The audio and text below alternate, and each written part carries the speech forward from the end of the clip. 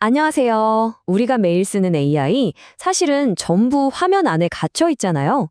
그런데 만약 그 AI가 화면 밖으로 튀어나와서 우리 세상을 직접 움직인다면 어떨까요?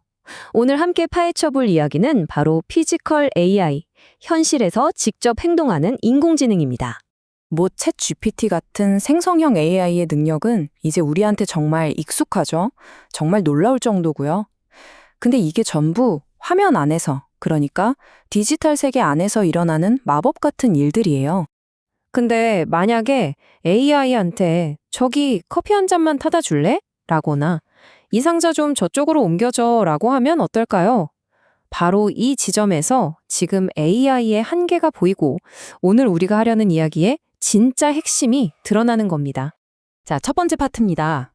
아무리 똑똑하다고 해도 지금의 AI는 사실 디지털이라는 상자 안에 갇혀 있다는 아주 근본적인 문제에 대해서 한번 짚어보겠습니다. 자, 이 화면을 보시면 그 차이가 확 느껴지실 거예요.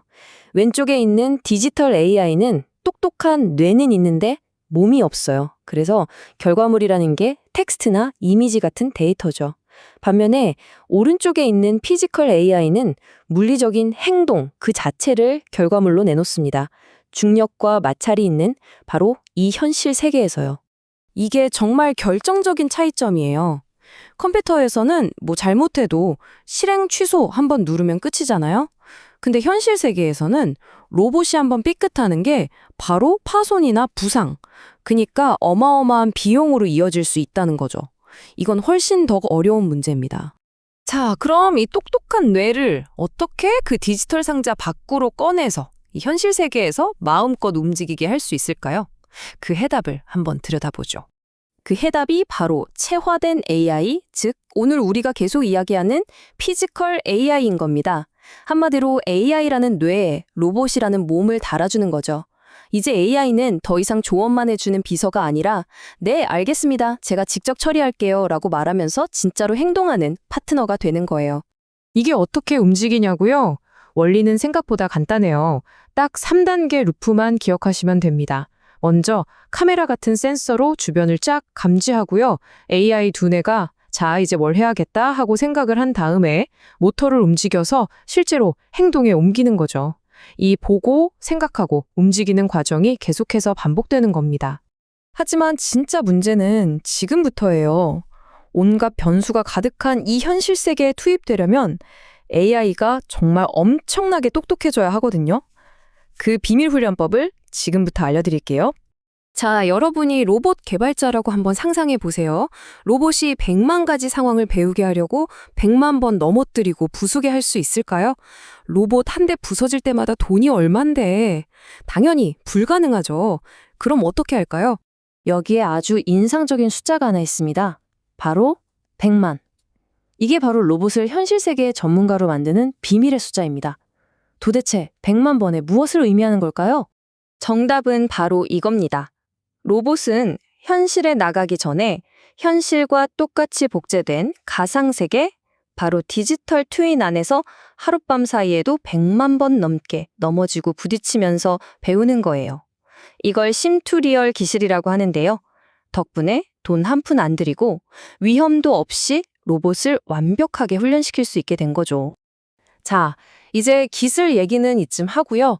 이 새로운 노동력이 우리 경제랑 산업 현장을 실제로 어떻게 바꾸고 있는지 더 현실적인 이야기로 넘어가 보죠. 피지컬 AI가 가장 먼저 투입되는 곳은 솔직히 우리 모두가 좀 피하고 싶은 일들이에요. 바로 3D 업무라고 불리는 것들인데요. 더럽고 위험하고 또 힘든 일들이죠. 산업재해는 줄이고 사람들은 좀 더 가치 있는 일에 집중할 수 있게 되는 겁니다.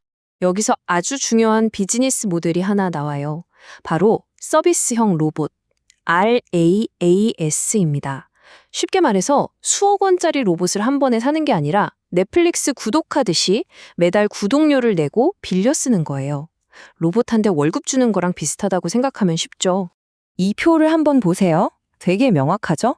어떤 반복적인 업무에서는요, 사람 한 명 고용하는 데 드는 1년치 총 비용보다 로봇의 연간 구독료가 훨씬 저렴해지는 지점이 오고 있다는 겁니다.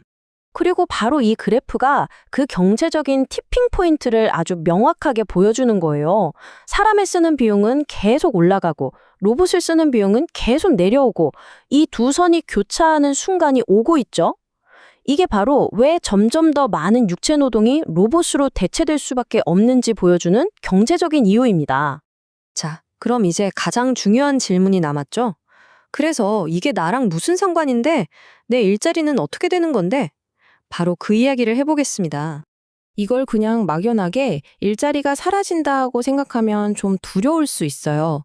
하지만 관점을 바꿔서 일자리가 진화한다고 생각해보는 건 어떨까요? 초점은 일자리의 소멸이 아니라 진화에 맞춰져야 합니다. 보세요. 벌써부터 이런 새로운 직업들이 생겨나고 있다니까요. 로봇 부대 전체를 관리하고 로봇에게 어떤 일을 어떻게 시킬지 설계하고 또 로봇들이 훈련할 가상 공간을 만드는 전문가들이요. 결국 인간의 감독, 설계, 관리 능력은 그 어느 때보다 중요해질 겁니다. 우리는 지금 거대한 변화의 기로에 서 있습니다. 지난 산업혁명이 인간의 근력을 기계로 대신해준 시대였다면 지금 시작되는 혁명은 인간의 지능을 실제 행동으로 옮겨주는 시대입니다. 이 거대한 변화의 물결 속에서 여러분은 어떤 역할을 하시겠습니까? 모든 건 이제부터가 진짜 시작입니다.